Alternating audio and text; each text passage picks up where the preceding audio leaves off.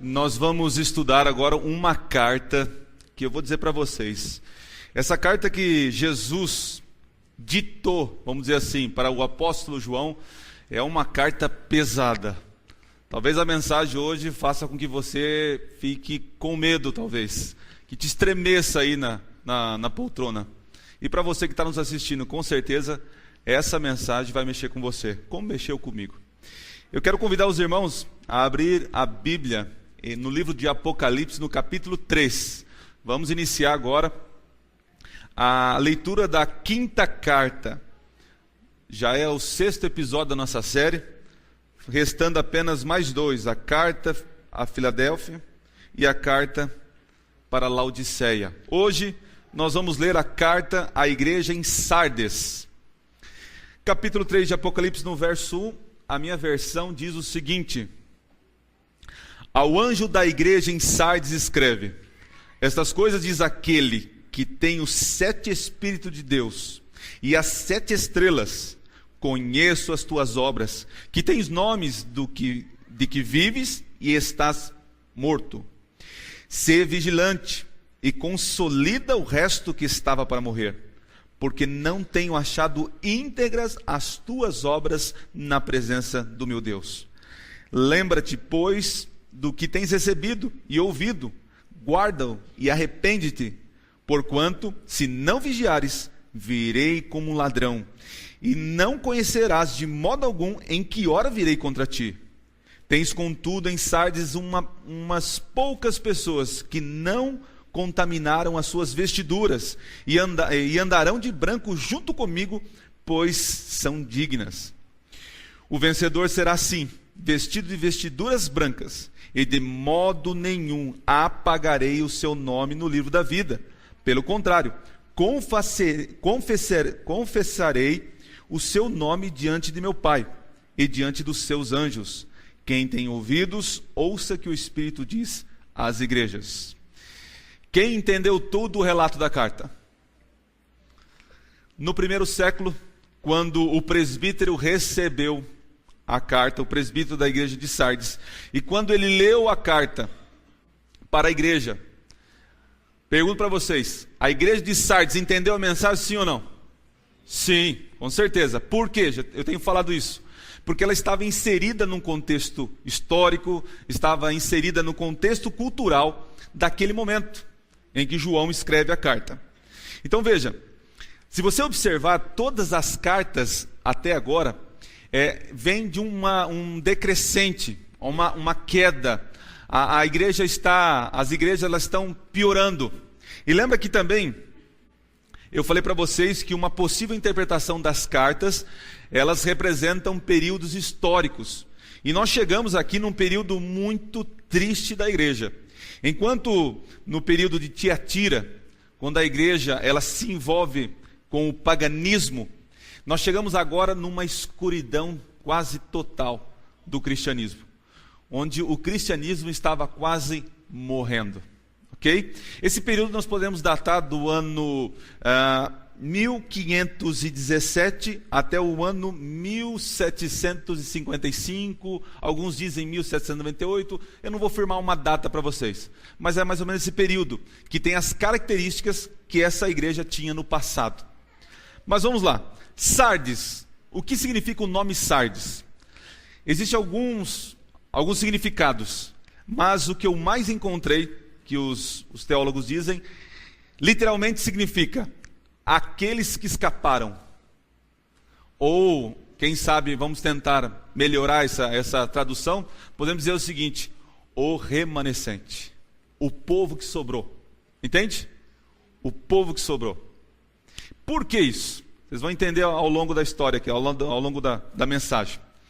Bom, a igreja de Sardes, ela ficava na cidade de Sardes. Para quem não sabe, Sardes era uma cidade, foi no passado, antes de Cristo, por volta do ano 527, uma cidade considerada forte do reino. Foi até a capital da Lídia. Até que o Ciro, o Grande, vocês lembram de Ciro? Derrotou um império muito conhecido, Babilônia. E ele continuou os seus avanços, territoriais, e ele chegou até a cidade de Sardes. E dizem que houve uma batalha ali entre a cidade de Sardes contra o famoso Ciro o Grande, o persa. E dizem que chegou o inverno. E aí então o general de Sardes falou assim: vamos voltar para casa, porque eu tenho certeza que Ciro também vai voltar para casa. Então vamos voltar. E a cidade, ela ficava em uma colina. É como se fosse assim: a cidade, aqui é a colina, né? A parte da frente e as laterais eram um penhasco íngreme, é assim diz, né? Reto. Então era muito alto, as pessoas não conseguiam escalar, era quase impossível escalar. Tinha um acesso aqui por trás, mas esse acesso era totalmente protegido. Então, interessante, diz a história que o general de Sardes voltou para a cidade, só que Ciro, ele foi atrás e fez um acampamento em volta. E a cidade era totalmente intransponível, não tinha como ter acesso, né? Não existia naquela época avião para mandar os paraquedistas, né? Acontece o seguinte: segundo alguns historiadores, Ciro estava de tocaia, esperando a qualquer momento um vacilo. E diz a história que um soldado que estava andando pelo muro deixou cair o capacete, a proteção dele. E quando caiu, ele não percebeu que estava sendo vigiado, ele não estava vigiando, desceu para pegar o capacete. E aí, no retorno, o pessoal viu que ele entrou por um buraco, uma fresta no muro, e viu que era possível entrar na cidade de Sardes. Foi quando a igreja não estava vigiando, foi quando o exército do persa, o Ciro, entrou e derrotou a cidade.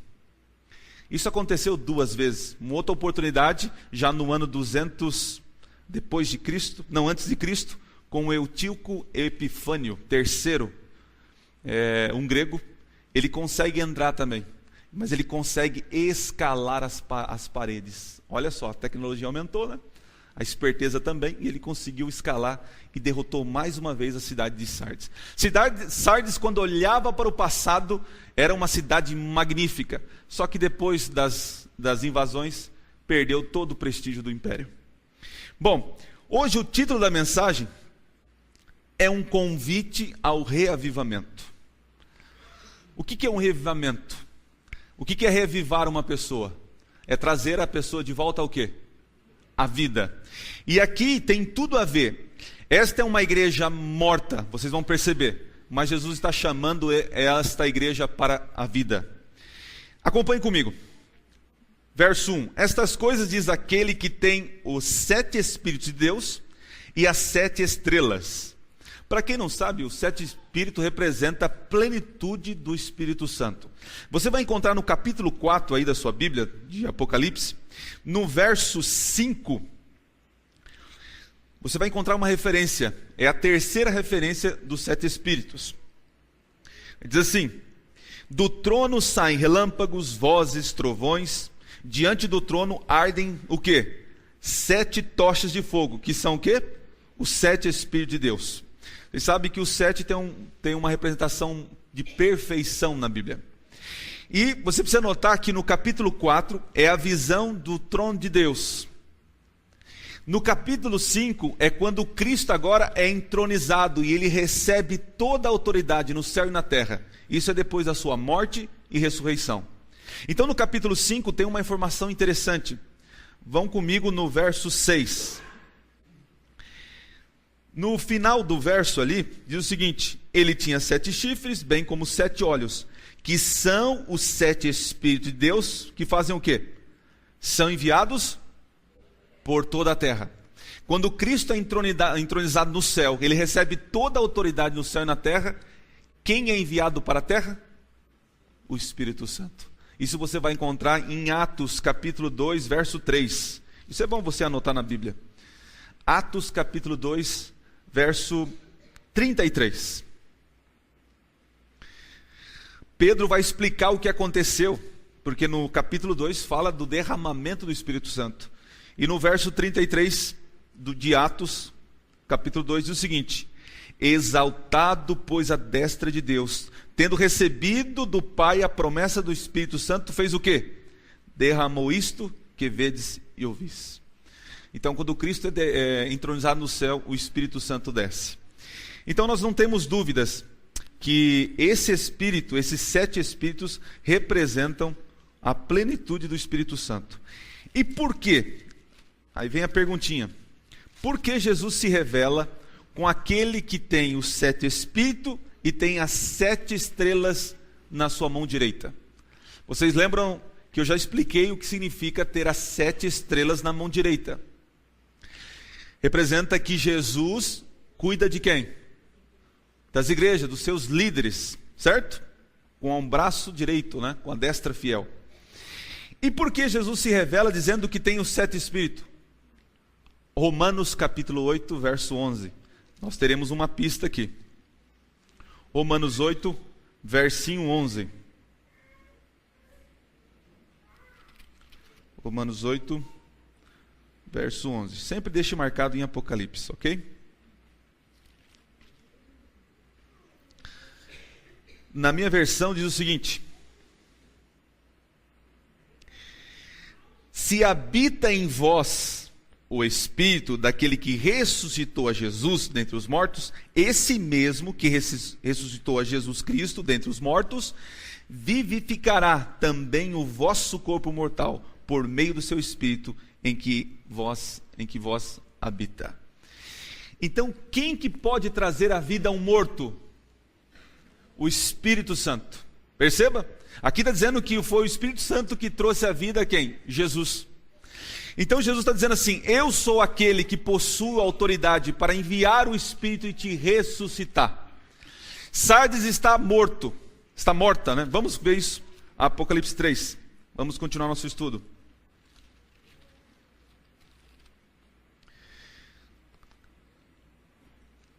No final do verso 1 diz assim: conheço as tuas obras, que têm nomes de que vive e está o quê? O que significa ter nomes de que vives? Ou seja, a sua reputação, a igreja, os irmãos lá de Sardes do primeiro século, eles tinham uma reputação, que era uma igreja viva. Mas Jesus sabia, né? Jesus tem os olhos que nós vimos, que ele sonda tudo, ele sabe tudo. As pessoas viam uma igreja viva, mas na verdade Jesus via o quê? Uma igreja morta. Quem sabe eu esteja falando para um irmão nominal aqui hoje, que está morto e precisa ser reavivado. E como que eu fico morto espiritual, pastor? Quando você não tem momentos de oração com Deus. Quando tua vida espiritual não passa apenas de ir aos cultos, quem sabe um sábado ou um domingo. Nós usamos Deus como um artifício, né, para buscar bênçãos. Quando você chega a esse ponto de vir à igreja, de buscar uma leitura simples da Bíblia apenas para apaziguar a consciência, eu digo para você, você é um morto-vivo. Você é um morto-vivo. E Sardes estava desta maneira. No verso 2 da sequência da carta diz o seguinte: ser vigilante. O que é uma pessoa vigilante? Pessoa atenta, esperta. Vocês lembram como que foi que o Ciro entrou na cidade? Foi porque um guarda não estava o quê? Vigiando. Perceba que quando o presbítero leu a carta para Sardes, a igreja entendeu que eles precisavam ser vigilantes, porque no passado eles não foram e a cidade caiu.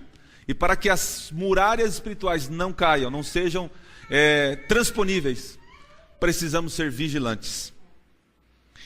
E diz assim: e consolida o resto que estava para morrer, porque não tenho achado íntegras as tuas obras na presença do meu Deus.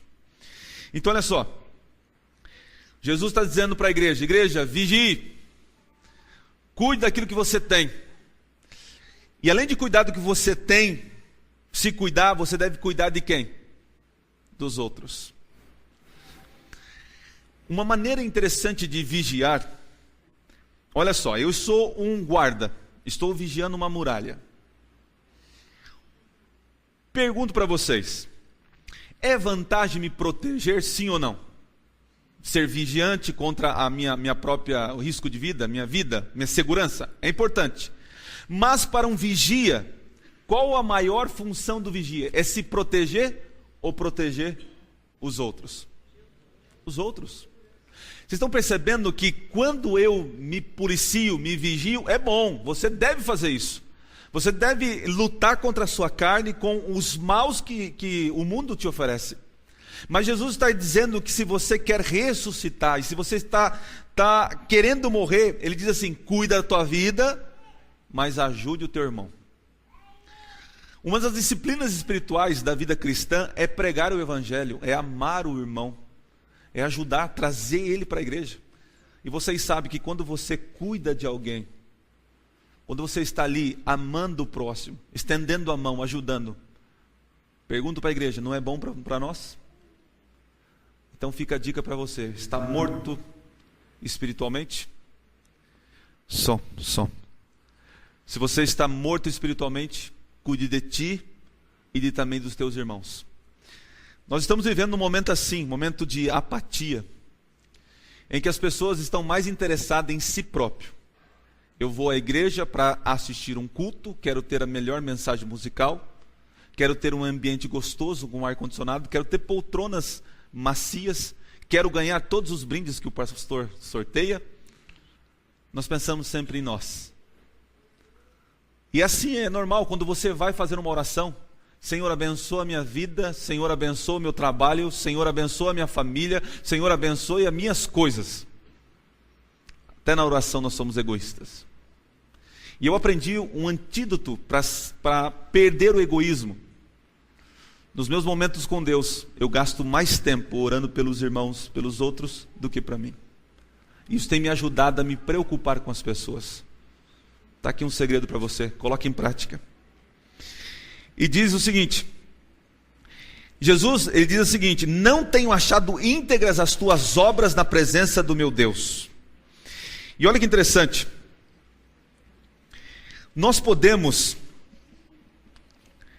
é possível defender a doutrina de Deus sem amar o Senhor. Isso é verdade. É possível obedecer os mandamentos de Deus sem inteireza de coração. É possível fazer as coisas certas com motivos errados. Homens podem ver as obras, mas Deus vê o quê? Coração. Muitas vezes nós temos um zelo lindo pela igreja de Deus, mas nós não temos zelo com as pessoas de Deus, né? Eu digo o seguinte, nós fizemos uma campanha linda agora, o Quebrando o Silêncio, não foi assim? Nós estamos anunciando a Igreja Adventista, conscientizando a população para o abuso, contra o abuso infantil, contra a mulher, contra os homens também, né? Para que eles denunciem, que eles falem. E eu vou dizer um problema que nós temos na igreja cristã. Nós temos um silêncio também, onde muitos irmãos são oprimidos por outros irmãos e se calam. Eu teria aqui algumas histórias para contar para vocês, de um recém-batizado, que amava o coral da igreja, mas o coral da igreja era um pouquinho animado, batia umas palminhas, mexia para lá, para cá, e os irmãos mais zelosos achavam isso um absurdo. E um dia, numa conversa, esse irmão recém-batizado levantou a mão e apoiou o grupo, o coral. Falou, gente, vamos continuar a apoiar o grupo, tem vários jovens, vamos incentivar. E os zelosos da igreja não gostaram. E um dia esse irmão, recém-batizado, estava andando, recolhendo as ofertas, e quando um dos irmãos zelosos colocou o pé, e esse irmão tropeçou. Mas é interessante que esse irmão recém-batizado, quando ele caiu tudo, aquele constrangimento, levantou, continuou o trabalho. As pessoas que viram a cena procuraram ele, falaram, irmão, processa ele, manda prendê-lo. Sabe por que falaram isso para ele? Porque ele era embargador. Ele era a autoridade do Estado ali. E ele falou assim, amigo, irmão, quando eu venho à igreja, eu não venho como autoridade civil, mas eu venho como servo de Deus. Queridos, graças a Deus que a nossa igreja aqui não tem esse problema. Nós amamos uns aos outros. E nós amamos mais as pessoas do que o templo. O templo é importante, sim ou não? Sim, é muito importante. Os bancos são importantes. Mas muitas vezes nós temos mais zelos com as coisas do que as pessoas. Deus fez as coisas para nós usarmos, né? E as pessoas para nós amarmos. mas estamos amando as coisas e usando as pessoas.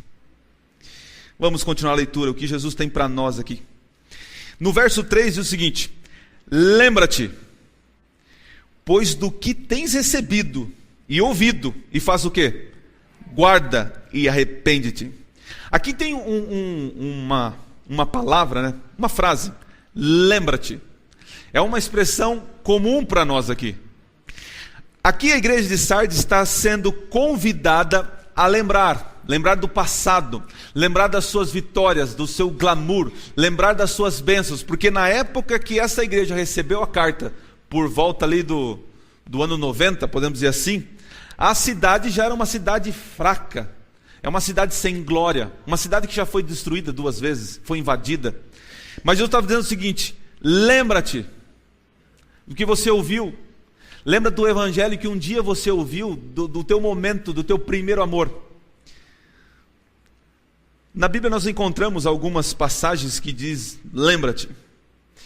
Em Êxodo capítulo 20, verso 8 diz o quê? Lembra-te do sábado, a bênção do Senhor. Você trabalha 6 dias, mas no 7º lembra-te que é o dia para você descansar.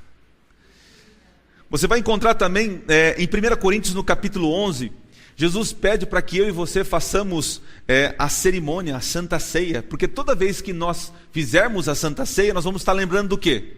Da morte de Jesus e também que Ele virá. Ele virá. Então veja, se você está se sentindo morto, se você não tem mais prazer para as coisas de Deus, vai empurrando com a barriga, jeitinho brasileiro, lembra-te do passado. Lembra-te quando você aceitou Jesus, lembra dos teus tempos de glória, os tempos de alegria, de estudar a palavra. Esse dia eu estava conversando com um irmão desta igreja, e ele com um sorriso nos lábios falava: pastor, eu lembro do tempo que eu ia na igreja, que eu fazia isso, que eu estudava, e onde eu estava eu falava de Jesus, mas hoje eu sinto uma fraqueza. Então a mensagem para ele e para você hoje: lembra-te dos teus dias de glória. E diz assim, continuando o verso 3: porquanto se não vigiares, virei como o quê? Como um ladrão, e não conhecerás de modo algum em que hora virei contra ti. Nós sabemos que quando Jesus voltar, Ele vem trazer o galardão. Isso é claro, Jesus vem e vai trazer o galardão. Isso está em Apocalipse capítulo 22, vamos só conferir. Capítulo 22, verso 12. Eis que venho sem demora, e comigo está o quê? O galardão, o presente, a recompensa que tenho para retribuir a cada um segundo as suas obras. Então veja, nós não sabemos nem o dia e nem a hora. Em Mateus, no capítulo 24, diz que ele vai vir como um ladrão. Por que vai vir como um ladrão? Ele vai vir mascarado com uma arma na mão? Não. Ele vai vir numa situação que nós não sabemos a hora e nem o momento que Jesus volta. E se Jesus, quando voltar, vem trazer o galardão, quer dizer que nesse momento eu devo estar pronto, preparado para receber o galardão. Eu posso receber a vida eterna, como eu também posso receber a morte eterna. E como eu vigio? Como eu vigio? Como eu vigio, por exemplo, a minha casa contra um ladrão? Eu coloco um alarme, eu coloco trancas nas janelas, nas portas, eu de alguma forma coloco um muro alto, enfim, eu protejo a minha casa. E você deve proteger a tua vida espiritual. E como eu protejo minha vida espiritual, pastor? Tendo tempo com Deus, tendo tempo de oração, tempo de pregando o evangelho, enfim, se envolvendo, queridos. Em Efésios diz sobre a armadura de Deus, que todos nós devemos nos revestir contra o dia mau. Ok, queridos, vamos continuar. Quanta informação essa carta tem. Ele diz que vai vir e a gente nem vai saber o momento, é um momento inesperado. Verso 4. Tens contudo em Sardes umas poucas pessoas que não contaminaram as suas o quê? Vestiduras, e andarão de branco junto comigo, pois são dignas. Jesus, ele olha esta igreja e vê uma igreja morta. Só que o olhar dele é tão penetrante que ele é o único que pode separar os bodes das ovelhas.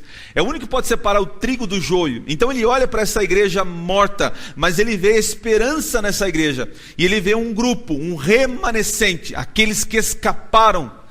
E ele vê um pequeno grupo que não se ajoelhou diante das idolatrias. E ele fala para a igreja: esses andarão comigo de branco, porque as obras deles são verdadeiras. Quem sou eu para julgar as tuas obras? Nós, como nós dizemos aqui, nós olhamos o externo, mas só Deus sabe o coração. Vestiduras, capítulo 19, vai nos ajudar a entender. Capítulo 19, verso 8 de Apocalipse, diz assim: pois lhe foi dado vestir-se de linho finíssimo, resplandecente e puro, porque o linho finíssimo são os atos do quê? De justiça dos santos. Então as vestiduras, elas são a representação das obras dos santos. Mas aí vem uma perguntinha: nós somos salvos pelas obras ou pela graça? Pela graça. Então eu pergunto para vocês: estas obras dos santos são obras deles ou de Cristo? O que vocês acham? De Cristo. Apocalipse 22, verso 14. Bem-aventurado aqueles que lavam as suas o quê? Vestiduras no sangue do Cordeiro, para que lhe assista o direito à árvore da vida e entre na cidade pelas portas. Realmente, nós podemos dizer que os santos têm obras boas. Todo aquele que é salvo em Jesus e pratica boas obras, Deus aceita essas obras, sim ou não? Sim. Agora, se eu não aceito Jesus, mas sou um cara caridoso, ajudo as pessoas, ajudo os pobres, faço boas obras, essa justiça para Deus serve ou não? Então, por isso que as nossas obras devem ser lavadas no sangue de quem? Do Cordeiro. E em Sardes tinha um grupo de pessoas que tinha lavado as suas vestiduras. Agora o verso 5, vamos encaminhar para o fim. O vencedor será assim vestido de vestiduras brancas, e de modo nenhum apagarei o seu nome no livro da vida. Que negócio é esse? Diz aí então que o nosso nome não será apagado do livro da vida. Alguns acreditam que uma vez salvo para sempre. Alguns acreditam que nós somos predestinados à salvação, que alguns nascem para ser salvos e outros nascem para a perdição.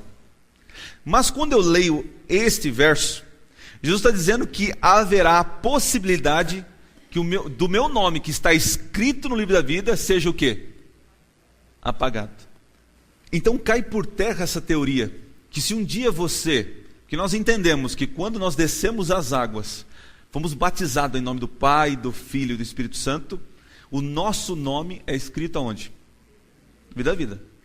Só que se eu não vigiei, se eu de alguma forma comecei a me envolver com o mundo, se de uma vida santa agora eu morro espiritualmente e viro um zumbi, um morto-vivo, e começo de alguma forma a desmerecer o sacrifício de Jesus, eu começo a tomar o nome de Deus em vão, dizendo que sou crente, de fachada eu sou crente, mas no fundo eu sou um morto-vivo.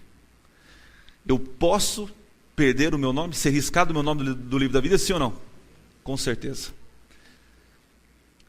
Talvez eu esteja falando para alguém aqui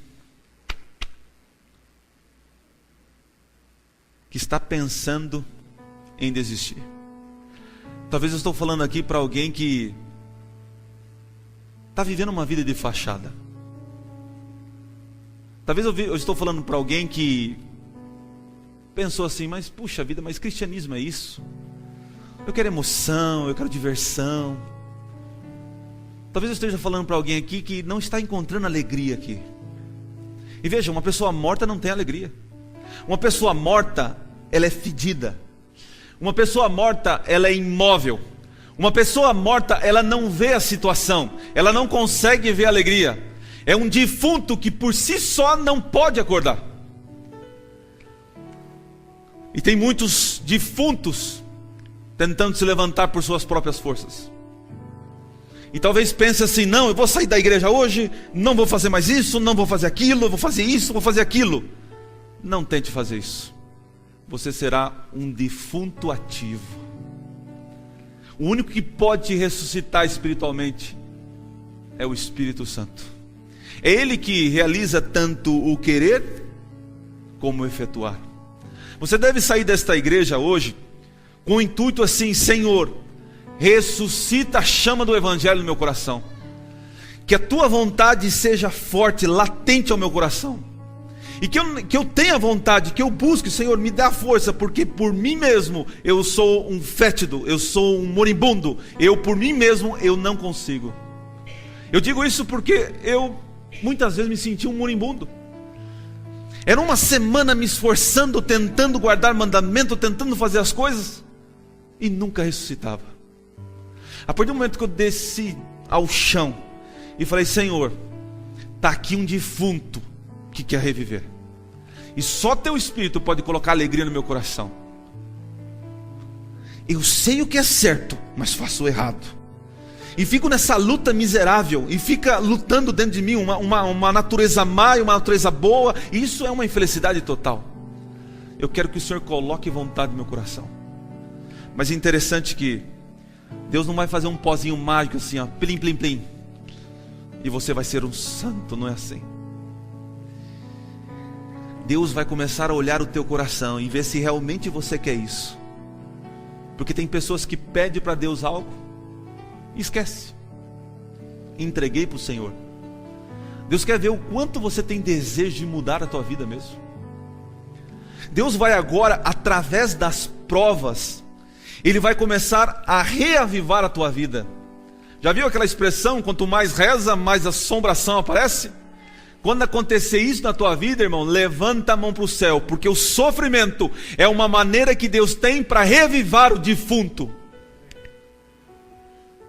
Nós somos tão ingratos a Deus, porque nós falamos: Senhor, nos abençoa, Senhor, me ajuda, Senhor, me dê uma bênção, Senhor. E Deus lá em cima, Ele não é, como eu falei para vocês, não é uma máquina de refrigerante que você coloca uma moeda e sai alguma coisa.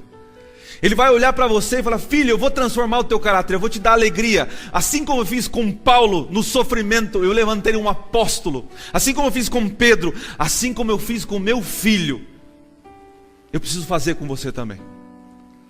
Através da fornalha da provação, eu vou te ressuscitar. E diz que o vencedor então terá vestiduras brancas, e o seu nome no livro da vida não será apagado. Pelo contrário, confessarei o seu nome diante de meu Pai e diante dos santos anjos. Jesus disse que aquele que o negar aqui na terra, ele vai o negar. Eu tenho batido muito nessa tecla. Eu tenho visto assim. Vocês acreditam? Olha só. Eu vou abrir meu coração para você agora. Quando eu estou com um irmão sozinho, o irmão fala assim: bom dia, pastor, como o senhor vai? Mas quando esses irmãos estão com outros amigos: bom dia, Adriano. Gente, eu não ligo se você me chama de Adriano ou pastor, mas me dói o coração porque eu sinto que você tem vergonha de dizer que eu sou pastor e que você é adventista. Isso é negar Cristo, querido. Não pense que você vai ser chamado a um tribunal e perante as televisões e diante de todo mundo e vai dizer: eu não nego Jesus, pode me tirar a vida, que eu não vou negar o meu Salvador. Não cai nesse engano, porque nós temos negado o Senhor Jesus em vários momentos no dia a dia. Vocês estão entendendo? Somos mortos, não conseguimos enxergar como somos moribundos. Quem tem ouvidos, ouça o que o Espírito diz.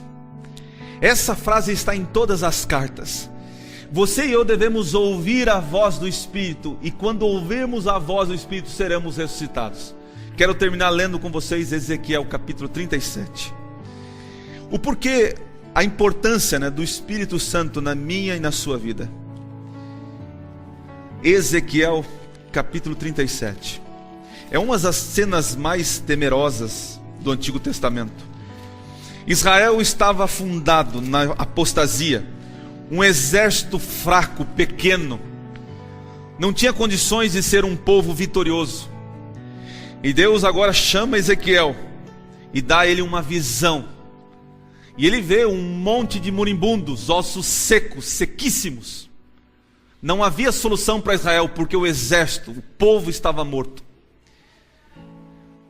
Capítulo 37, verso 1 diz assim: veio sobre mim a mão do Senhor, e ele levou-me pelo Espírito do Senhor e me deixou no meio de um vale que estava cheio de ossos.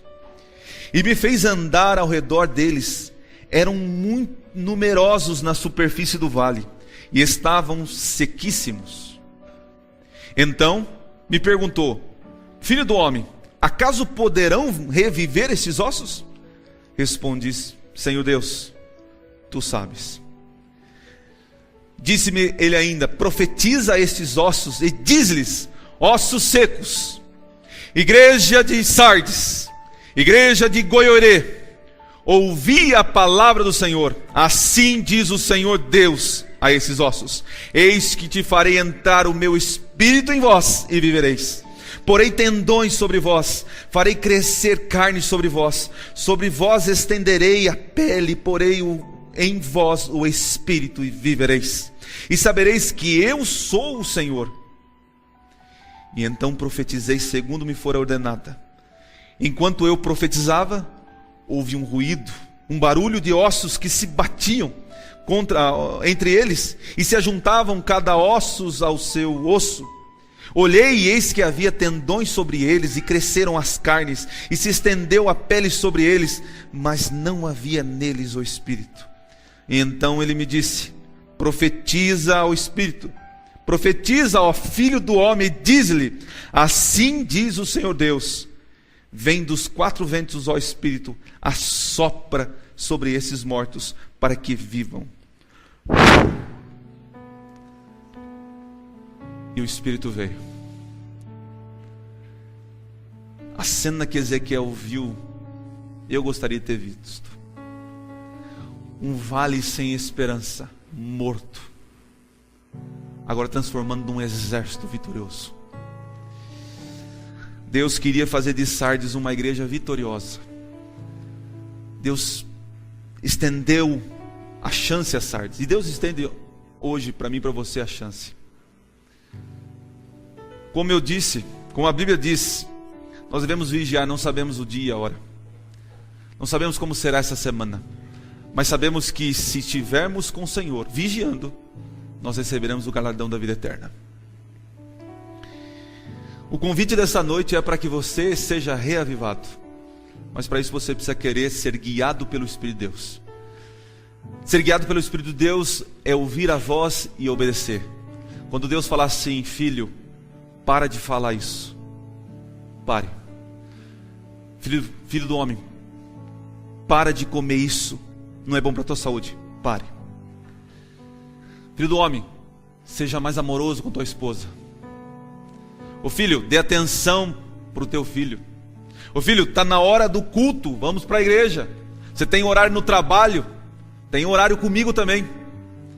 Filho, você acabou de acordar? Então tem um momento comigo primeiro, porque eu sou prioridade. As outras coisas, eu te acrescento. Quantas vezes por dia você endurece a voz do Espírito no teu coração? A igreja de Sardes também é conhecida como um período profético, em que a igreja estava afundada na apostasia. Mas no ano de 1517, no mês de outubro, no dia 31, Martinho Lutero se levanta contra a apostasia da igreja e prega na porta da igreja de Wittenberg 95 teses, que nós somos salvos pela graça. E aquele movimento, aquela igreja morta foi reavivada, porque eles voltaram para a palavra. E Deus quer revivar essa igreja hoje. E está chamando você à palavra. Quantos querem essa semana ter mais momento com Deus, ter prioridade com Deus e pedir: Senhor, reaviva o Evangelho no meu coração? Quantos têm esse desejo? Louvado seja Deus. Se coloquem em pé, oremos. Nosso Deus e Pai, o Senhor é o único que pode reviver mortos. O Senhor é o único que pode trazer a vida. O Senhor é o único que pode trazer alegria onde existe tristeza. O Senhor é o único que pode trazer esperança para este povo. Assim como trouxe esperança à igreja de Sardes lá no passado, o Senhor hoje quer trazer esperança para o teu povo. Pode ser que aos nossos olhos, ao olharmos para esta igreja, nós poderemos ver uma igreja bonita, mas quando o Senhor olha, com certeza o Senhor vê ossos secos. Senhor, traz sobre nós o teu Santo Espírito, reaviva cada um aqui presente e nos ajude a cada momento do nosso dia vigiar, porque os dias estão próximos e o Senhor logo voltará e trará o galardão para mim e para os meus irmãos. Que esse dia seja um momento de alegria e não de tristeza. Nos despede com tua paz, com a certeza que falou o nosso coração. E por favor, meu Deus, não nos deixe recusar a voz do Espírito. Em nome de Jesus pedimos. Amém.